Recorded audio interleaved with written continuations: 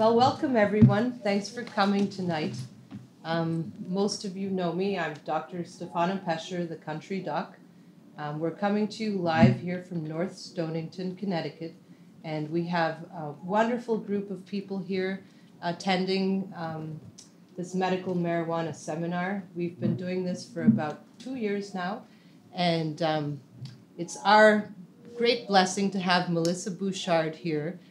She is a wonderful patient advocate and educator for medical marijuana, and she is a wealth of wisdom and inspiration. So please welcome Melissa. Thank you so much for coming. Thanks for having me. So my name's Melissa Bouchard. As she mentioned, I'm a patient advocate from Rhode Island, actually, but I've worked on sorting out some of the laws in both, anywhere from Maine to in Connecticut as well. My journey, I guess, with medical cannabis started somewhere around 2004. I've always been a proponent for the plant itself and a believer in civil rights, but in 2004 I was actually struck and dragged by a drunk driver and lost my ability to walk or really even sit up without going into shock. And I was 24 years old and had a 4-year-old son, and I was being overprescribed a lot of pharmaceutical medications, and thought, my gosh, how am I going to function? There's a lot of physical things that I couldn't do, and then a lot of terrible side effects from the medicines that I was on. So I took it upon myself to use cannabis medically, even though I didn't have a card at the time, and it worked. So I decided I was going to stop taking the 21 pharmaceutical medications that they had prescribed me. Quite cold turkey, not quite cold turkey, but I just decided that I was going to change course and use medical cannabis to treat myself. And that's what I currently use. And so my journey started there. I started working in justice reinvestment. I worked on the right to vote campaign, decriminalization, sort of this whole justice reinvestment, safe access. I became an HIV counselor, and I started working in overdose prevention.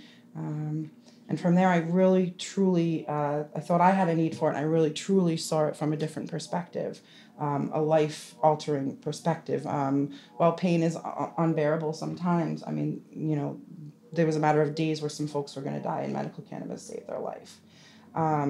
So I just started rallying and working with groups and starting organizations and different things, around town, and just doing what we're doing here today is sort of having talks about sharing our stories and talking about medical cannabis and how it can help us all individually, and just sort of meeting the patient where they're at. So I became a patient myself, a caregiver, grew the medicine for a while, worked at a dispensary in Rhode Island for about 4 years, and there I oversaw a lot of different functions, so I got to work with patients, and I did a lot of patient outreach and support groups and cooking classes and just newsletters and different things to really try to break through stigmas and get the education out there to patients. So I'm really proud of how far we've come to be here, and look forward to questions and just sort of having a open discussion about cannabis and hopefully how it can help us all heal. Wonderful, wonderful. Well, thank you. Thank you, my dear. So tell us some of the nitty-gritty for patients. We've got some patients here that are brand new to the thing. They've never smoked a cigarette in their life, and now they find themselves in this situation. God bless you. Where they need Suckers are ready. they need a little more information about where to start, how to start. They know the technical process of getting the card. That part's done. Now they just need to know, what do we do with the medication? That's a blessing unto itself, let me just say, getting that. So thank you for all you've done in providing access from the bottom of my heart, and probably everyone in this room. Yeah, mine too, right? It is few and far between that folks are able to even approach a doctor, let alone have them be educated or truly compassionate or just a wealth of knowledge themselves. So thank you for having that base covered. It's huge. Dr. Pescher came to the dispensary. Well, yeah. I have to thank Lois, who is one of my first medical marijuana patients, who actually had, can I tell your story, Yes, Lois? please do. So she was on pain medications that would kill a horse, and she had a whole bunch of diagnoses in terrible pain.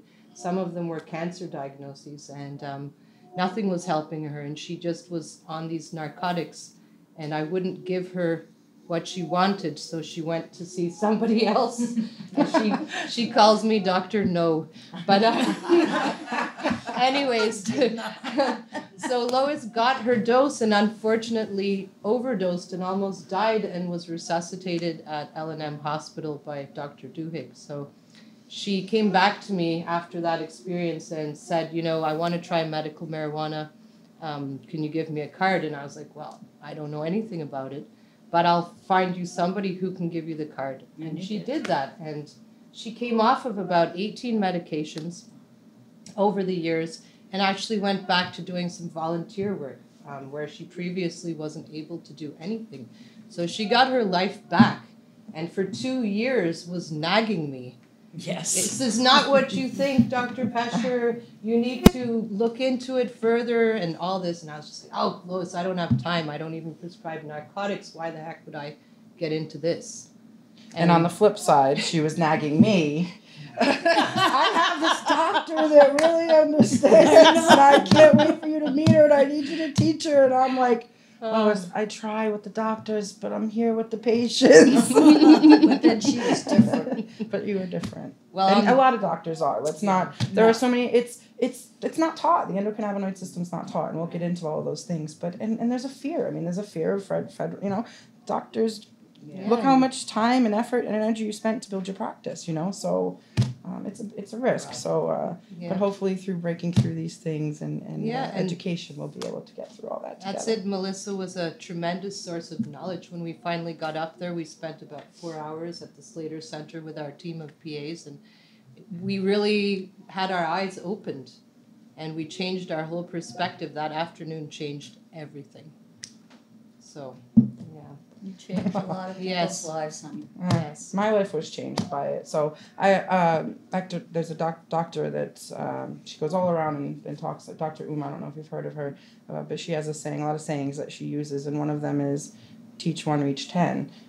So that's kind of been my motto as well. Is I feel like if I can help myself, then I can help you, and if you can help yourself, then you can help someone else. So that's the MO. That's a good saying. So tell us a little bit, my dear, about the whole endocannabinoid system, and just as if we knew nothing, because probably a lot of people in the audience, this will be their first sort of viewing. So let's start from the bottom. Sure. So we have a body, and inside our body there's an endocannabinoid system. This endocannabinoid system has different receptors that are in different parts of the body. They're in your brain, and they have these receptors sort of work together with pieces of the plant, very similar to like a lock and key. There's CB1 receptors and CB2 receptors, and different types of cannabinoids will attach, to those receptors and have different responses within the body. That's the basically what the endocannabinoid system does. Cannabinoids are a part of the plant, like THC. Some of you have heard of THC or CBD. Cannabinoids are different part of the plant that does the work.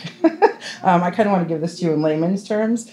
So basically, what happens is there's a whole host of different types of cannabis, right? Some of you have heard of sativas or indicas, and a lot of different strain names and things like that. So these types of plants do different things within the body, okay? So what is going to react on one person's endocannabinoid system is going to have a different reaction in someone else's endocannabinoid system. Every patient is different. So let's start with just the basics of the plant first, and then we can kind of tie that into how it works into the endocannabinoid system. I usually kind of do that approach first, and it helps kind of, I think, people understand what it does. So you have a plant, right? And there's different kinds, cannabis, indica, and then there's like a ruderalis, right? They're grown in different regions, and they do different things, like we mentioned. Sativas tend to be more cerebral, energetic, creative, mood-altering type of plant. And these indicas tend to be more relaxing. You just say indica, like in the couch, relaxation, nighttime, sedation, pain management, appetite stimulation, things like that. So Again, how Stella got her groove back.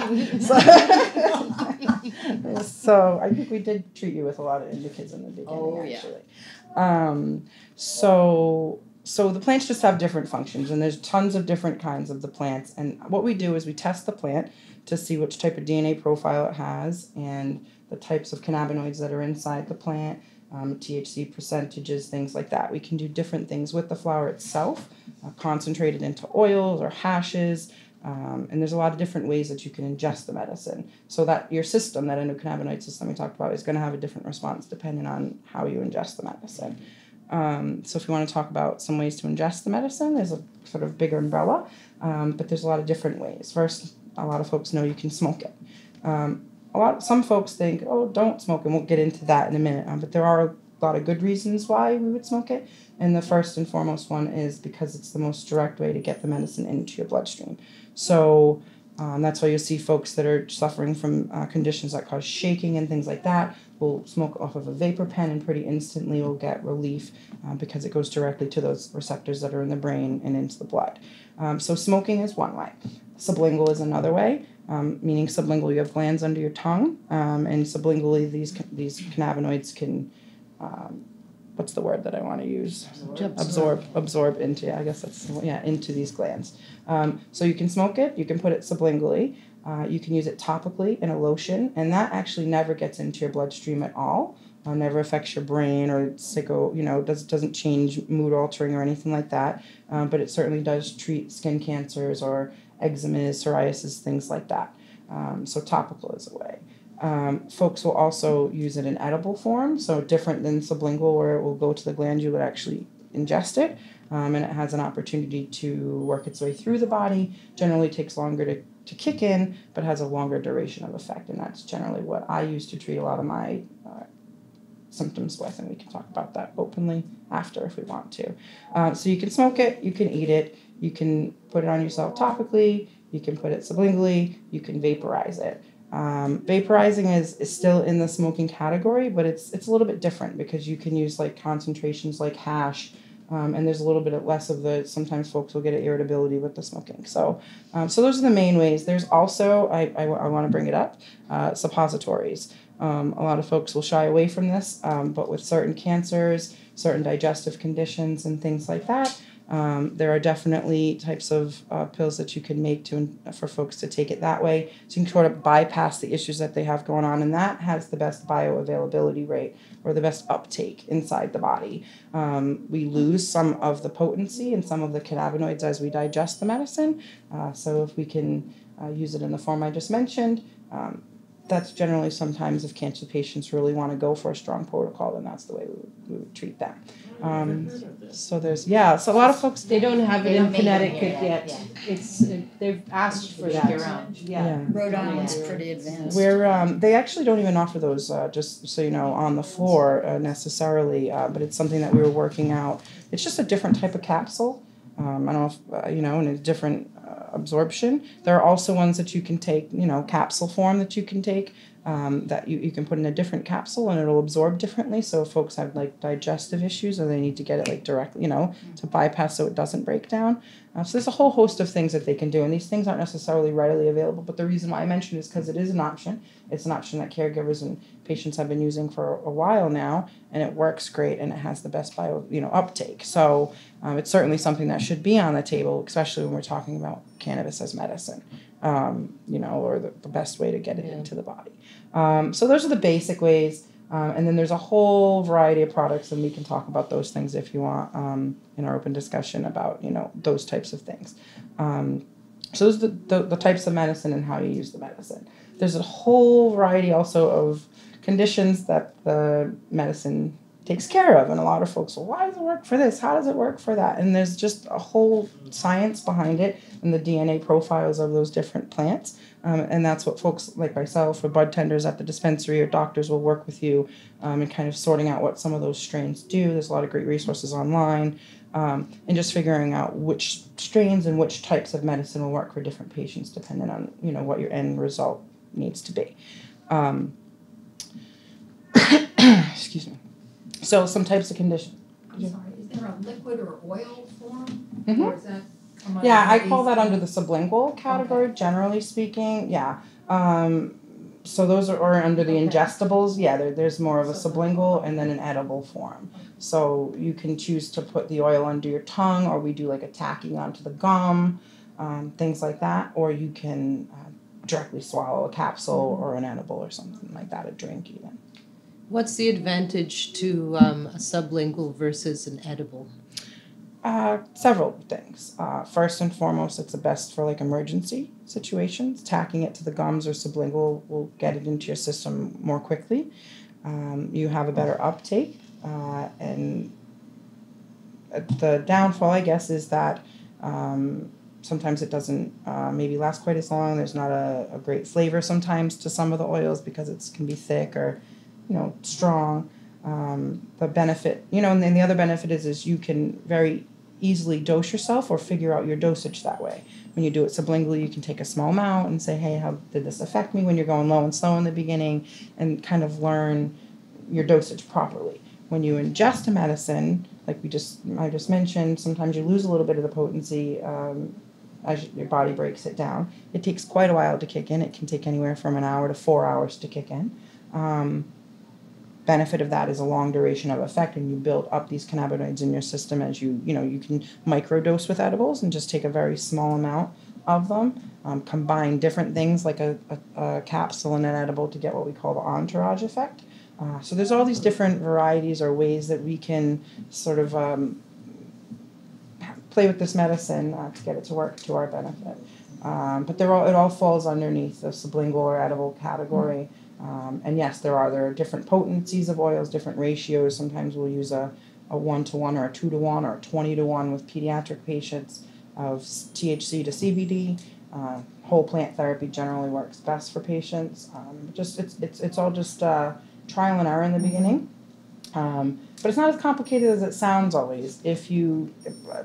A lot of the way that I learned is just honestly just going on the internet and learning, talking to people that were using the medicine too, right? Tapping into the right resources. Be your own advocate. Learn the medicine. So when someone says something to you, you can, sort of ask the right questions. No different than when you used to walk into your doctor's office with a big long list of questions, walk into your dispensary with a big long list of questions, or to your caregiver with a big long list of questions. And share that knowledge with each other, So it can kind of be a doozy in the beginning if you've never used it before to get used to. But I can tell you, she's a walking, talking example of someone who had no idea what it was and now could be sitting here doing this talk herself, So Not as well as you. yes, you could. So there's droves of different conditions, unfortunately, that we have. But thankfully this plant does treat a lot of them. So a lot of the patients that I would work with would suffer from anything from chronic pain, which is not to be taken lightly, and that can come from a variety of different reasons, whether you're the construction worker, whether you're in a car accident, whether, there's just a whole variety of things that can cause chronic pain, digestive issues, things like that, IBS, diverticulitis, cancer, in every variety, seizure disorders. A lot of patients will suffer from like migraine headaches or eating disorders, side effects from the medications that they're on or their treatments that they're going, that they're under. The list could just go on and on and on. We talked about psoriasis. I mean, we could literally it goes on and on and on and on and on. There's hundreds of conditions that this medicine will help. So I encourage anybody that's kind of like on the fence about it to reach out. I don't know if Dr. Pesha has a contact or if anyone wants to share information. Yes. I'm happy to give my contact as well. But just a way if folks are like, I'm not sure, how do I ask, these specific questions? I encourage folks to just either reach out to the local dispensary, to their doctor, Google cannabis organizations near me. There's colleges around that you can learn a lot of information. I could sit here and reel off anything that you could Google, but I don't want to take up the time doing that. I'd prefer to, have a discussion and answer questions. We can post some of the stuff too at the end. Yeah, so we can add lists from the seizure disorder, and there's just so many conditions that this takes hold of and helps. Wonderful. So, if somebody came to you as a new patient, then where would you have them start? The sublingual mucosal dosing to figure out their dose? or what would you recommend? Honestly, again, so every patient's different. What their condition is different, and what they're trying to treat is different. So no one is alike, but generally, yes, very low dose edibles tend to do the trick in patients that have not introduced cannabinoids to their system previous to this. So generally, a very low dose edible will work in small amounts, no more than like sometimes 2.5 to 5 milligrams to start, just to see how that affects the patient, right? Because I don't ever want someone to take a little bit too much, have an adverse reaction because they took too much, and then shy away from the potential of what the medicine, how they could help them. Yeah, so nobody wants to have a bad experience. You don't want Yeah, it's just so intense. you also don't want to kind of be in fear that it's going to kill you, and like you're like, is this thing on? Getting it to work either, because the beauty of this medicine is you really cannot overdose from it, and that's a good thing to remember. That's, if it ever is uncomfortable, yeah, you won't die. you're not, you might, yeah, with edibles, it's, sometimes you don't know, yeah, and you may take a little bit too much, and it may make your heart race a little bit, or you might feel funny. The best thing is to just kind of stay home and just relax, and it'll wear off, and stay hydrated, always hydrate before you medicate anyway, but, and also the black pepper. Yes. Chewing the black pepper. Black pepper will bring you down. Telling you that. Yeah. I'm mixed on Pepper. There's It was good though. really. I guess it was.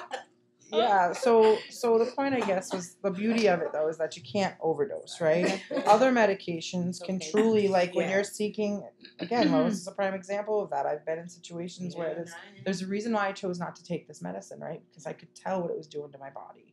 And so we can very generally, easily, quickly find a nice steady dose that works for patients. They tend to get relief within the first few days of using it. I think I was thinking CBD is supposed to counteract any negative side effect of THC, so I would be fine. They are, but not when you're taking enough to knock out a Well, horse. see, I had 100 milligrams. I gave you that disclaimer. Yeah. I don't So- go higher than 30 milligrams. So, and now, mind you, I know folks that can take 300 milligrams That's of what I'm CBD, saying. and they're like, That's what the kid told me. I didn't feel anything, right? But it's about ratios. So probably what happened to you without realizing it is you had ingested THC at some point. Oh, I did before. And when you added that CBD component, we talked about entourage effect, we talked about stacking, right? We talked about whole plant therapy. Well, your body responded to it very well, right? So It certainly did. In fact, I'll never do it again. without realizing it, yeah, the THC. So that's why I love the edibles so much, or the microdosing so much, because you can really titrate and create a nice level, within your body. That really all you need is to add a little bit more on, and you just sort of don't, like with pharmaceuticals, you got to wait till you crash and are in tremendous pain, and you're like tick tock, okay, 3.5 hours, 3 hours and 40 minutes, like trying to figure out when can I take my next one. With cannabis, it's different. You can take it every 2 hours and feel comfortable with it, and kind of play around with your dose and keep a nice, and it doesn't have to feel like you're attached to something. Yeah, you can just casually ingest the medicine. And then what ends up happening is I've learned how to regulate my dosing so that my 2 hours have turned into 4 hours, have turned into 8 hours, have turned into medicine today. So it's gotten to that point where, you can stick it right in your pill thing with your vitamins, with the fish oil, or wherever you're taking, and it's no different. So once you get that dosage down, or that, I have a certain regimen that I take, I think no different than any other medicine, so that I don't get myself into a situation where I'm grasping at straws or over medicating, right? Because I think that's kind of when we run into those horror stories. It's not, it's not necessarily cannabis's fault. It's we just don't know. We don't know. It's no one's fault. It's not that, what that dose would do to someone else, do differently to you, or what you took, so you just have to pay attention. Can I say one thing too about starting with sublingual? In Connecticut, they have a spray. Mhm. It's 4 milligrams of THC, and that's a really good way to start. Yeah. Gentle, and you spray it under your tongue, and it doesn't taste too bad. It's minty. The mint strips are good The also. mint, there's a Because you strip can as cut well. the dose. Yeah, so That's what I've been using the spray. Is that a But tincture? Yeah, but I've discovered that if I take 5 sprays about every 5 hours, my pain stays subdued. Nice. Wonderful. Yeah, that's good. And then at nighttime, went up and saw her. Her name was Lisa at the Hartford place, Arrow place. Yeah. She said, she basically said what this young lady said, you don't know where you're at, your resistance, until you actually try it. So she started me out like on a 20 at night, and I ended up taking 2 of them, and 220s didn't touch me. Wow. See, everyone's different. So that's sort of what I was mentioning when I said the main. During the day, she gave me some 5s, the more awareness one, and Yeah, you know, and those probably maybe work during the day, but not they didn't necessarily do at nothing. night. I took Okay. 4 of them. I took, well, not at first. Not at first. I took one, it didn't work. 4 or 5 hours later, I took 2 more. Didn't work. And then the next day, I tried 3. It didn't work. The next day, I tried 4. So it's not like I just like. Oh, I see what you mean. I took this level of and just went completely overboard. To the 20. Yeah. So it's low and slow. I guess the answer to the question is how would you start a business? It's just low and slow, right? Pick a product that you want to try that your advisor has suggested will work for your condition, and start low and slow with it and do just what you mentioned. Build off of it, and there may be a day or 2 of frustration of not knowing how much not getting the desired effect from it. But very quickly we can trust our body and listen to we'll see what the medicine's doing for us and find what works. And now you found a product. The reason why that's probably helping with your pain is because that spray goes sublingually, whereas for you, when you have to digest it, you lose some of that potency as well. So for someone like you, but the lady told me that if you take pills, they take a little bit longer to get in your system, but they also last longer. That's right. Just what you just said. That's right. But so I'm basically focusing like on the spray and a pill at night so I can sleep at night. Mm-hmm. I don't have to be 100% pain-free, because if you knew the amount of pain that I've been in the last 4 or 5 years, you would say a little bit of pain, that's no big deal. But when your candle's about ready to burn out, I understand. You can't move. You go to lift this leg, and this leg doesn't want to move. How much more burned out can you get? Yeah, and it's a quality of life thing. So, it's just sort of one thing snowballs into another thing, and then I'm not sleeping right, and my schedule's all off, and it's just, the pain is overwhelming, and it's intense, and it's suicidal at times. About a week later, I wanted to try this oil. So I went back up, and I got the 50s. So I could see if... For nighttime. So I could see if I could handle a 50 for nighttime. Because I didn't want to take 4 40s. Or 320s or 420s. I didn't want to get that high. So I made it a point to go up the following week, and I got the 50 tablets, and I wanted to try that oil. And I was talking to this time it was a gentleman, and he said the oil, if you get it, it's a little bit cheaper than the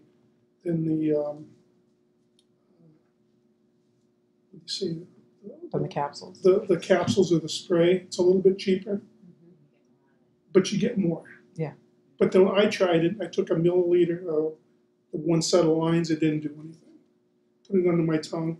Didn't do anything. Then I did 2. It's like, this ain't working, so I'm not even going to use it. So, sorry. Like Excuse me? fat, like coconut oil or peanut butter. They say it was some sort of oil absorbed that they had there.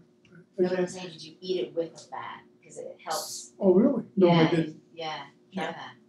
So there's different methods to help with uptake, but to me, honestly, if I was your advisor, I'd just be like, just stay away from ingestibles and use sublinguals.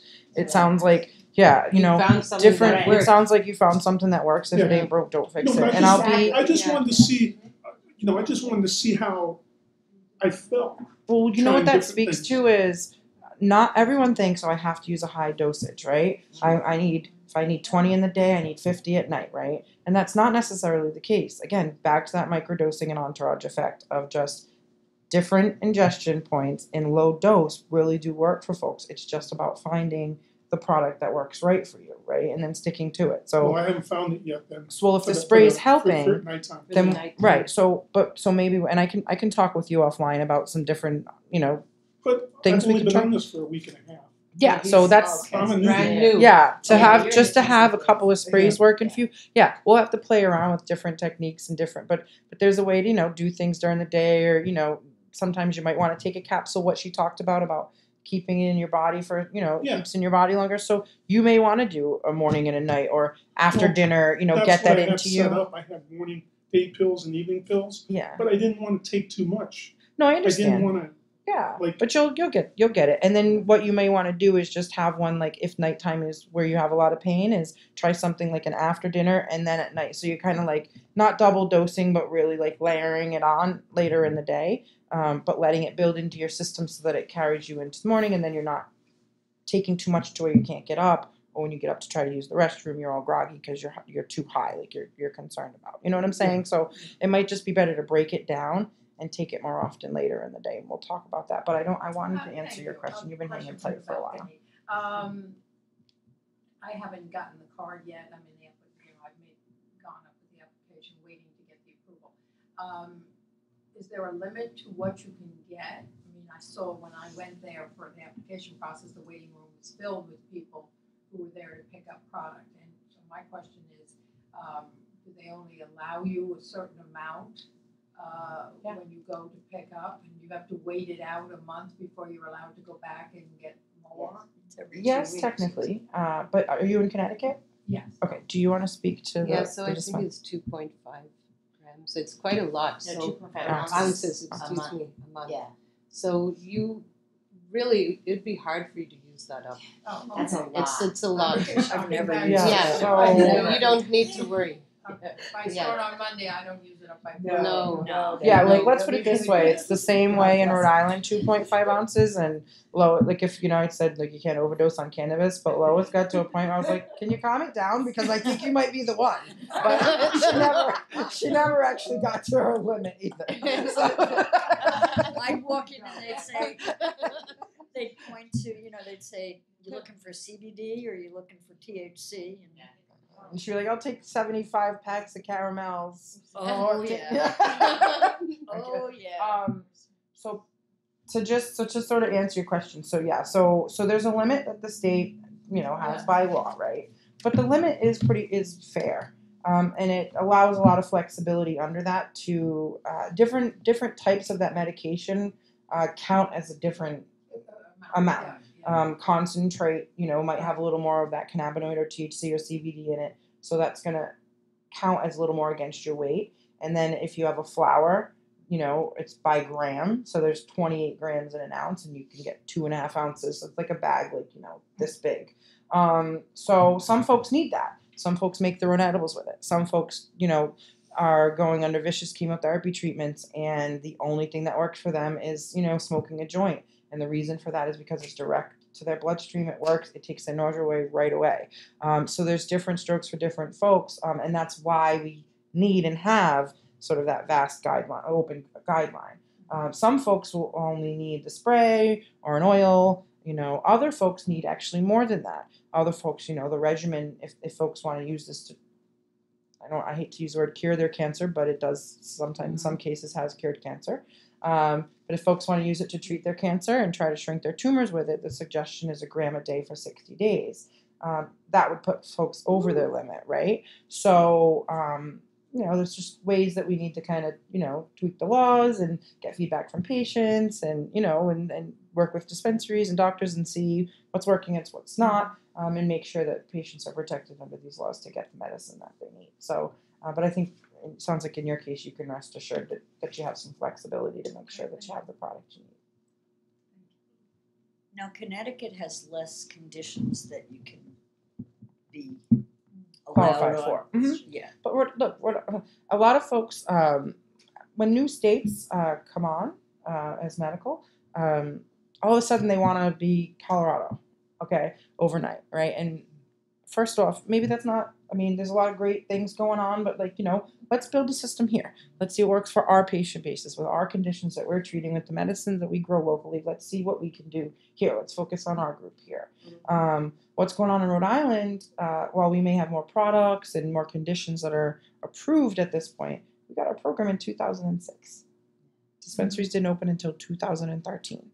So you guys are way ahead of the curve when you look at it from that perspective, right? And we're all working together to try to see, I think it being, medically and acceptable and decriminalized in Rhode Island and Mass, and then now legal in Maine. I think that this is sort of some of the domino effect where folks are starting to see, we got to get on board with this. It's working for a lot of folks, and our people are missing out. So it's up to the people of Connecticut to just work together to say, this works great from this dispensary. This wasn't, and give that feedback and work together to find out what works best. One different thing between Connecticut and Rhode Island is that I think in Connecticut the patients don't interact.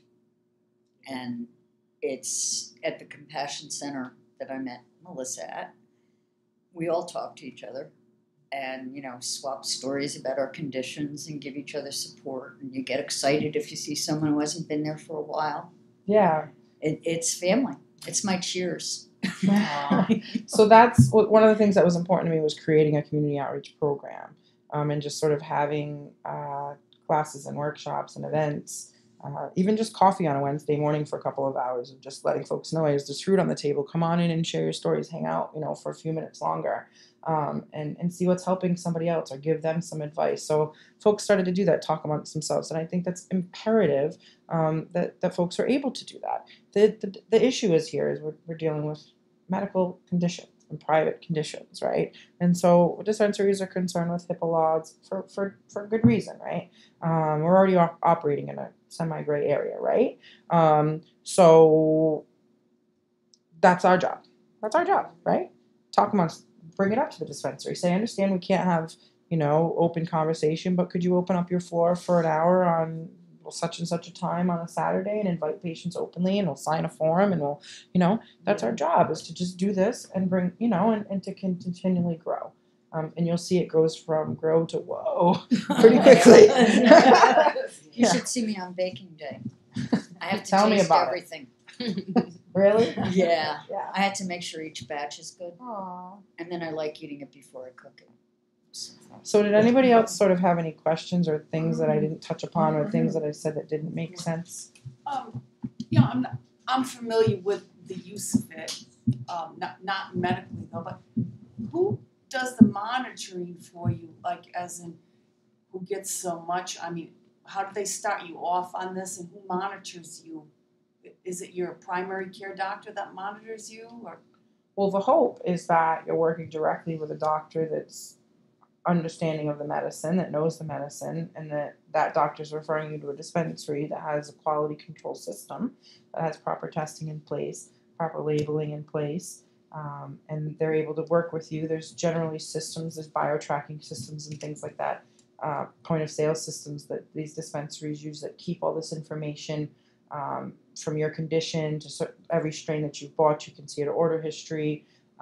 What I created where I was sort of a patient feedback survey. So you could go home and jot down, what worked and what didn't, what you took at what time, and then bring that kit with you in and work with your advisor to sort of keep track and journal. It also allowed you to answer some questions about what conditions you were treating, what your goal was, if you have tried any cannabis before, things like that, so that you could kind of pretty quickly and easily feel comfortable, and like you said, who's keeping track of all this. So in Connecticut, I believe there's a pharmacist that's on staff, and they work directly with you to discuss the medicine and products that they have available, and they just take that on feedback, just altruistic feedback from other patients of what's worked and what hasn't worked. This industry is nothing new. This medicine is nothing new. Up until 1937, in the United States, you're encouraged to grow the medicine as a farmer. Back 10,000 years ago, Chinese medicine was used every day. In the American Pharmacopoeia of 10,000 plants, cannabis was number one until 1937, when the DEA was formed, and it was actually those racist roots of why marijuana is illegal. And I'm not making that up. You can go learn the history about it. But up until 1937, this fear, this reefer madness didn't exist. So I would just simply encourage you to sort of try to let go of some of those fears that you have, to go in, have an open conversation with your doctor, with your pharmacist at your dispensary, or your patient advisor at your dispensary, and learn about the product. Get as much information as you can. Go to the library. There's books on it so that you can kind of have a better understanding of it. because we're going to have a basic knowledge of it. Then when we go and talk to the doctor, talk to the advisor, talk to the pharmacist, oh, that makes sense. It's kind of like if I don't know what the number 2 is or how to act, you know what I mean? When I kind of have a better understanding of it, then when someone's trying to teach me something about it, then I can kind of grasp onto it a little bit better. So there's a system in place to track all of that at your dispensary that you'll go to, and your doctor can have ready access, could call anytime. Dr. Pescher could call. There's a thing that she could sign, and we could talk openly with your doctor. Your pharmacist could talk openly with your doctor about what medications you're on. You can bring forms in. Generally, a dispensary will ask that. Are you on any other medications? Bring in that all gets put in your chart, and then thankfully, generally, there's no interaction with a lot of the cannabis and other pharmacy, other medicine. There are with some, but thankfully not with most. So it's just important to talk to your doctor and talk to your pharmacist at your dispensary, and just make sure that you're in the know about the products that you're ingesting. I have to share something showing how far her education has come. I was talking about, the pain is bad, and when I take the CBD, it knocks me out. And she looks at me and she goes, "You need a sativa." Well, you're educated. Well, we're all learning. But back to the question, basically, as with any narcotic, we're able to look up on this registry what patients are taking and what they've gotten from which doctor. So on that very same registry for narcotics, the medical marijuana shows up as well. So we can see how many times you went to the dispensary, what you got, like that. Also, your primary physician, if she is good, She's better than good. another fellow The doctor, best. like mine, I see Jen in Waterford. I just saw her for my physical, and she said, "So you got your card?" And I said, "Almost, it's going to be in the mail." She's already looking at medicines that I'm on for my pain. She's going to be slowly taking me off within the next 3 or 4 months, because if I'm on this pain medicine, hopefully I won't need the other medicine, and if I do, it's going to be a scaled down amount. That's right.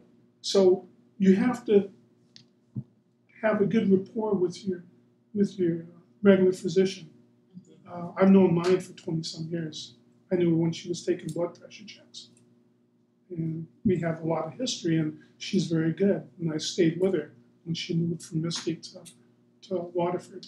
But she's very good. And if you can start that rapport up with your physician, they can help you. And knowing that, and I think it's important to create a network of doctors that are understanding and knowledgeable about the medicine, and have them interacting with each other. So if you have a doctor that's like kind of on the fence about it, but has a good relationship with you and trust that, believes you, and I want to try this, maybe have them reach out to, say, Jen or Dr. Pescher, and see what are they doing with their patients, and build a network of doctors, because these doctors are going to have to get on board. And frankly, I've had my doctor for a long time, but my doctor doesn't want to hear it either. I'm getting a new doctor.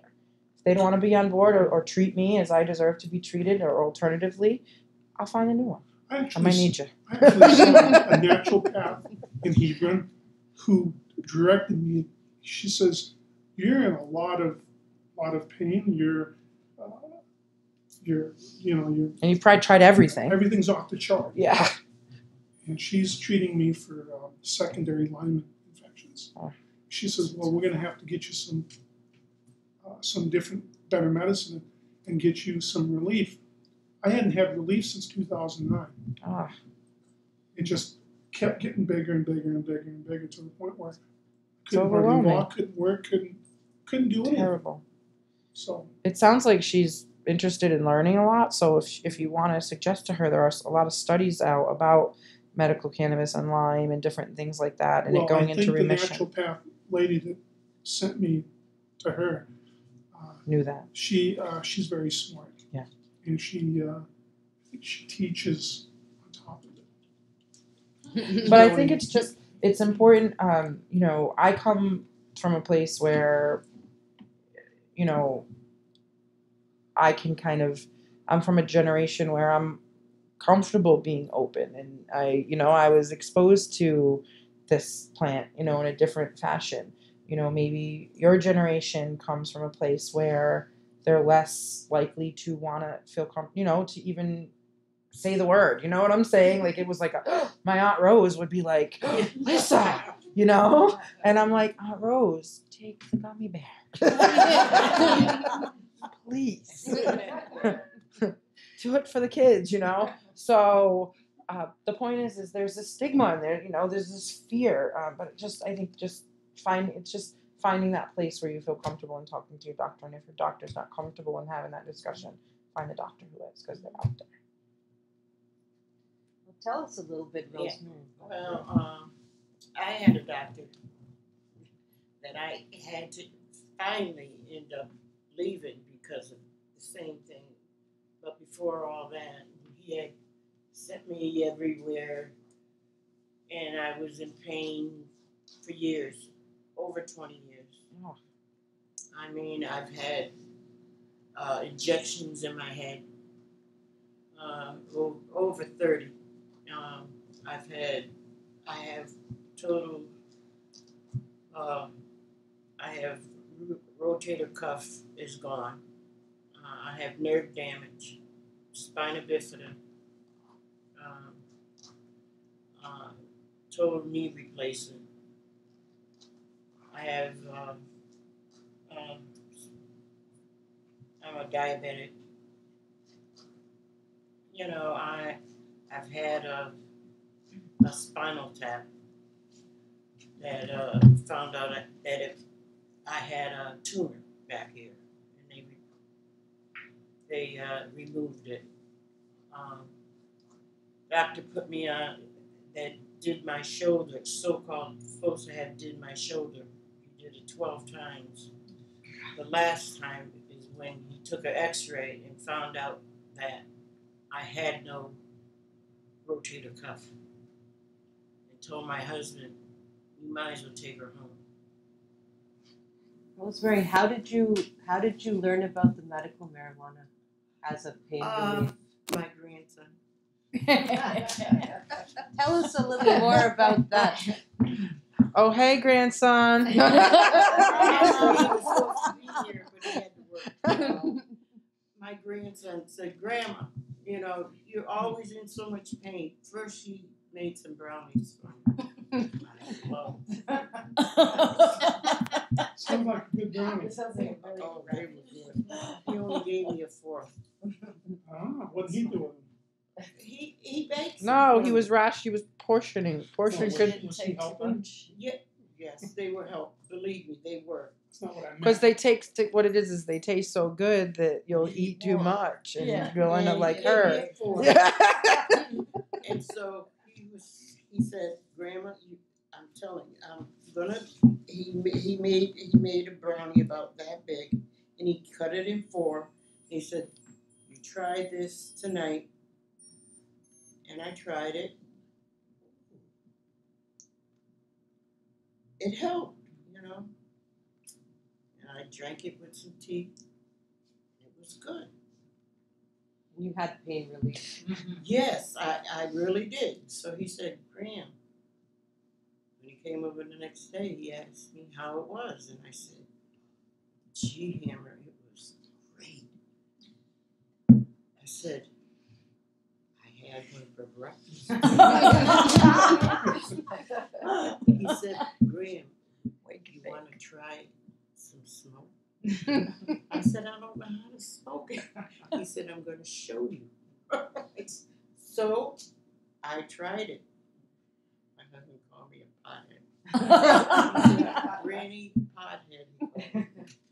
Walking zombie or granny pothead? Which one would you rather be? I said, well, if it helps, I'm grandma pothead. So I tried it, and so he was rolling for me because I didn't know how to roll. So my son bought me a roller. They're good, aren't they? Aren't they? Yeah. And so they were great. Yeah. And now, even now, my grandson bakes. Tell me. Yeah. She likes them. And now that I got the card, and my grandson's my, he's Caregiver. a caregiver. And he's only 15 minutes from there for me. So I just he calls them in, and I call my credit card and pay for it, and he picks it up and brings it by. Sounds like a pretty good system. Yeah. So you're happy. I pray to God every day and every night that cannabis is here. Believe me. Oh. And when they have the voting and stuff on TV, I vote. Good for you. I do. Okay. And me and my grandson missed the day we were going to go to the Capitol because he had to work. Well, so you're that was just recently. Yeah. Yeah, I missed it too. I had to do that. Work just gets you every time. Yeah, and he was so upset because I was ready. Yeah, there's more coming up. There's more testimony coming up, Oh, so we good. can keep you posted on some of those Oh, dates. okay. Hopefully, maybe he can request it off ahead of time. But they pop it up out of nowhere I know. sometimes. That's the But whole thing. you're a prime example. Not to interrupt, but you're a prime example of when some of these folks that think that this is all just a farce, right? Oh, it's, believe me, That it's my chronic granddaughter pain. can tell you what pain that I've been through. I used to knock my hand. I that's how much pain I was in. Yeah. Well, chronic pain. That's what I was getting at. Was chronic pain on paper is like. I've had a headache. And you're like, listen, if you want to go into labor for 7 hours a day every day and experience that pain, it's torture. It's literally living, breathing torture. And if smoking a joint or eating a brownie can help that, I mean, listen to all those struggles you just mentioned, everything the hell you went through. You know what he said to me? He said, you just hit 50, quit you complaining. Then I went and saw Jan, and she sent me the They've been people. telling me I and had fat found since that I had was arthritis. 13. I'm like, I'm 68 years old, it's and they say that to me. That's crazy. But I do everything that I can do, and I still keep going. They took my license because of my grandma's seizure. But if I could drive, I would be driving. Well, now you're Good for doing you. great. I'm back to driving and I wasn't. You'll get there. But they told me I could never drive again because I never know when I'm gonna have one. We don't want you driving. Yeah, you're not a fast No, my granddaughter, my grandson, I have a lot of grandkids. I have great grands and everything. You're too young for that. Well, we'll just call you Granny Pothead. Pothead. Yeah, Daisy. Granny, just call you Daisy for short. I got a question for you. Planning a trip in July. Shut the camera off. I'm just kidding. Totally kidding. Do I need anything to take? If I take my medicine on vacation, I'm going to drive to Florida, or should I leave it at home because I'm crossing state lines? Okay, so you're protected in your state Yes. with your card. There are medical states that offer reciprocity, which means that your card has sort of dual purpose and can protect you in that state as well. For instance, if you were to drive from Connecticut into Rhode Island Yes. or into Massachusetts, you would be protected in either of those states, right? But the second that you get into New Hampshire, you're playing by their rules, right? So everything is by jurisdiction. And one of the guidelines that the federal government sent down was this, like either interstate compacting, which means transferring medicine from one state to the other, is still considered illegal. So that's why it's important that we change the laws in every state so that we can protect patients that want to, go take a ride, right? Unfortunately, then they feel like they can't take their medicine. No, you can't. I can tell you that I do know patients that fly with it. They bring it in their carry-on and they put it in a turkey bag with their card, and they refuse to not take their medicine with them because they've had such good results with it. But see, I'm the type of guy that would get caught. Yeah, and I but they would- run a Yeah. risk. You of know, getting I'm in saying, trouble. what I'm- They would with throw the book what- at me. Let me Yeah. to finish that thought though. The point was to the medicine. I do know patients that are so desperate for that relief that they do taste those risks. Personally, I can't recommend that because No. it could get you into a lot of trouble. So we have a long way to go in terms of making sure that domino effect goes But into see, a Vermont lot and New of what Hampshire you're and down. talking about is the same thing that my son has because he's got an addiction to heroin. You got the same type of attitudes. People, they don't understand. They don't understand what people are going through when they get hooked on these prescription medicines, and they start doing things that they shouldn't do. So a piece of my story that I didn't share with you is in that little accident that I was in, my sister was also hurt as well. And she picked up a vicious pill habit. And that accident happened in 2004, and she's currently in prison. For the last 3 weeks, she was on the streets for maybe 2 weeks before that, locked up before that. My mother has custody of her children. It's been hell. So one of the reasons why I gravitated towards this is just for that, is because, you know, we need folks on both sides that can understand what that's like, right? Without passing judgment. Like that's what I was mentioning. People are passing judgment. They don't Of course. understand how So, they but don't get it. the truth is that in states that have legalized medical cannabis, opioid addiction and overdose has gone down by 25% or more. Oh, yeah. So again, it's just important that we keep spreading this awareness and, you know, expanding these patient protections. And Just a quick heroin. one, if I'm flying in an airplane,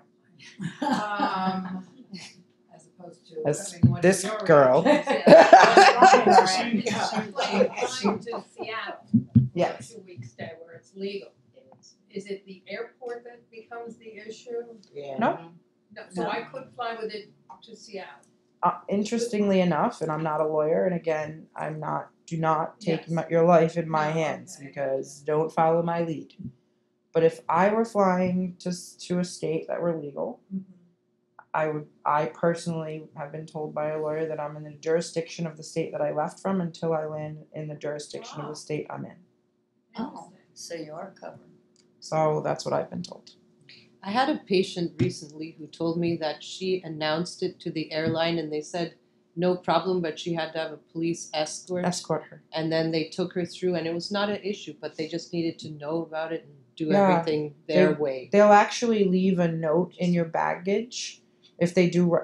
If it is alerted, they'll actually leave a note in your baggage that they went through it. And I've never heard of a situation where it wasn't there, with a note as long as you left a copy of your patient card.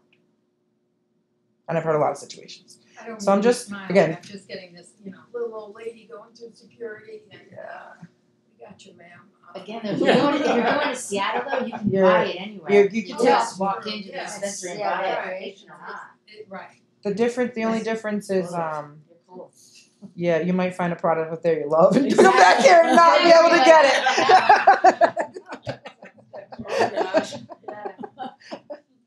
But yeah, you're full legal out there, so you can just walk in with your ID, just fill out some forms, and get safe access that way. If there's something that absolutely is helping you though. Well, I haven't had it yet, but I've got a bunch of big grandchildren, and there's another grandmother involved, and she's in Connecticut, and she's 78. She's just gotten it. So I'm saying to my Grandparents are like, leading the revolution. I know. I said no more granny. This granny and the other granny. We're not bringing green beans on Easter. We had something else for the party. Kids that are in college. I can die now at any time.